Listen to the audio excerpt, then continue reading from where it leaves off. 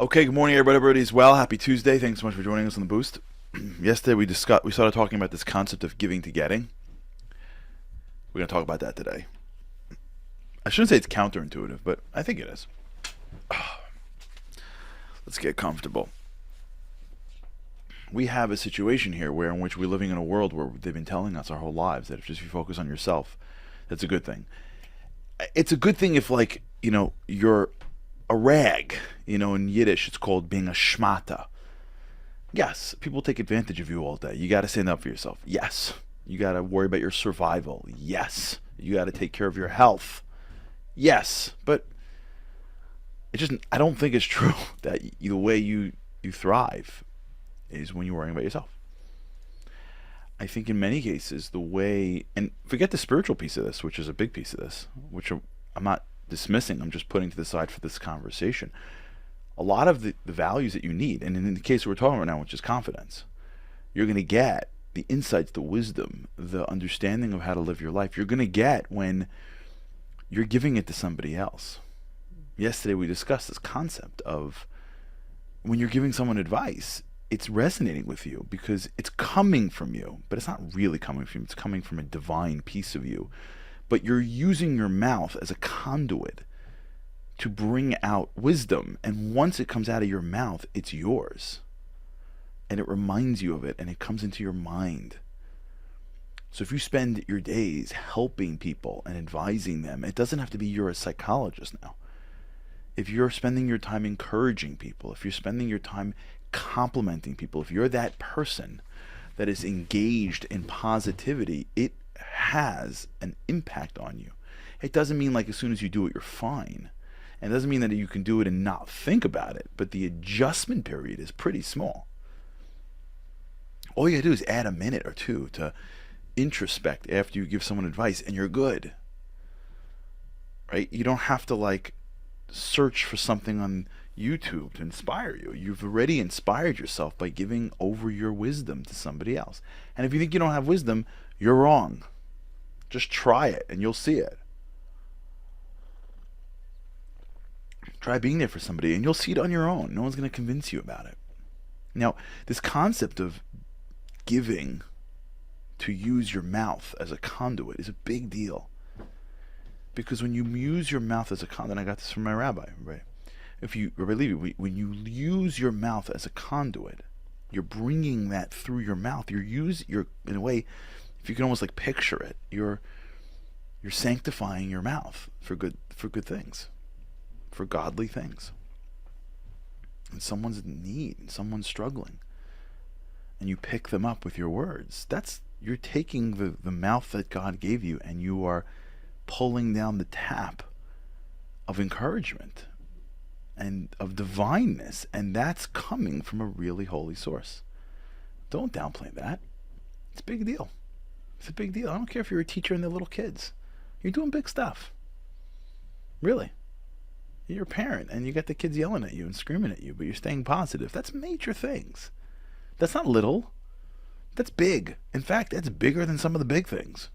Let me tell you something. As much as I love sports, the mom that's dealing with the tantrumy tween who's got no respect, who's just struggling with hormones and growth and life and school, and sees through the disrespect as in need of more love and not less, and continues to pour love on that kid, is doing things that I think, in my opinion, is bigger for humanity than the guy who throws a football. As much as you know that I love football, the guy who throws a football in front of 50,000 fans. Come on. Let's get real. It's a football. And I love it. But come on. It's a football. These are people's lives. There are kids who are struggling in life because nobody has said good words to them. No one has encouraged them. I know people like this who believe at their core that they can't do things because the adults around them for some reason felt the need to remind them of how little they were for so long of their young life. You're saying things and saying them, if you're paying attention, it should be bringing it into your own consciousness. Now, a lot of people are doing this and they're just not connecting the last dot. That's what we're talking about. The first major piece is the hard piece. Then comes the easier piece, which is starting to connect it back to yourself. But we have to first start with what we start with. That every second of your life, you have an opportunity to encourage somebody, to compliment them, to lift them up, to advise them. It doesn't have to be you have to be brilliant. You can just look over to the cubicle and tell someone they're doing a great job. You can hear somebody speak. When someone says, hey, it's my birthday today, you can get that they're looking for a little bit of extra attention because they didn't get it enough, and you can just be aware of that and say, hey, you know what, I have a happy birthday, and here's a cool thing that I heard about birthdays. There's a great story about a rabbi who was actually the head of the yeshiva that I ended up going to later in life. I didn't know him. He's famous, at least in the circles that I sit in. And he launched this yeshiva that became this incredible place that is to this day filled with students. His name is Rabbi Freifeld. You may have heard of him, you may not have heard of him. If you're watching this from the Far Rockaway area, for sure you've heard of him. He started a yeshiva called Shar Yashuv, where I went after high school, after Israel. There's a great story where he had a kid come to his school. And he was into, I think it was like hunting or fishing or something that was not typical to the rabbi's schedule. And the story goes is that he met with the rabbi and said, listen, I want to come study and I want to learn more about my heritage, but I got this interest and that interest. And I was like, no, it's cool. Listen, you study, you can pursue your interests. So the next day, the rabbi sees him in the hallways and he's talking to me. He's like, oh, by the way, it's this season and it's that season and it's bear season or it's hunting season or it's fishing season. I don't know. It's something that's not in the four walls of the yeshiva. The guy's like, wow, I can't believe the rabbi knows. And he's talking to him about it, and they're talking strategy together, and he's like blown away. So later in the day, the kid's like, I want to come talk up with the rabbi more. So he goes to his office. He's not there. He's like, I'll wait for him. So what do young kids do? What do young students do when they wait in the office? Some of them sit quietly, and some of them look around. So he walks around looking at the books, and he sees in the bottom, there's a bunch of books in the bottom of his bookshelves filled with sort of Jewish books. And he notices like a bunch of library books. And he picks up one, and it's hunting and then fishing or whatever it was. The rabbi went out and picked up the books of the topic that this guy cared about. The rabbi doesn't care about fishing or hunting, but he cares about the kid. And he was so touched that the rabbi was like reading up on subjects that interest him. He's building him.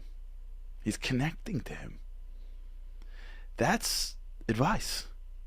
That's wisdom. When somebody is in your life and you take the time to figure out their life, you overhear them talking and you think about a way that you can encourage them. You search for how to do something because it's important to somebody else. When you're aware of someone else's life, you become a conduit for blessing. You become a conduit to your own positivity. You become a conduit to your own growth. You don't even realize it. You're training yourself to know how to deal with yourself by learning how to deal with other people. You're reminding someone else how great they are. You're reminding someone else how to take the high road. You're listening to someone else's issues and being empathetic. All of those things are what you're going to have to give to yourself. You're going to have to remind yourself that you can and that you should be empathetic and that, or you should be empathetic to yourself, or that you should take the high road. All the things that you can give to others, you need yourself, but you can't give it to yourself because it's blocked between you and your emotions. You have to take it out to bring it back in. Let's discuss this tomorrow. The concept of out to in. All right. Have a great day, everybody. And with God's help, can't wait to see you again tomorrow. Living on a lifeline. The world doesn't ever seem to change. Looking for the sunshine, but you're caught up in the rain. It's like your eyes are wide open, but you cannot see. You're watching life pass you by like 1, 2, 3. Walking in destruction. The winds of life blur your vision. All the devastation. Forever feels like you're on the run. It's time. No one else can set you free. You're locked inside, and only you have got the key.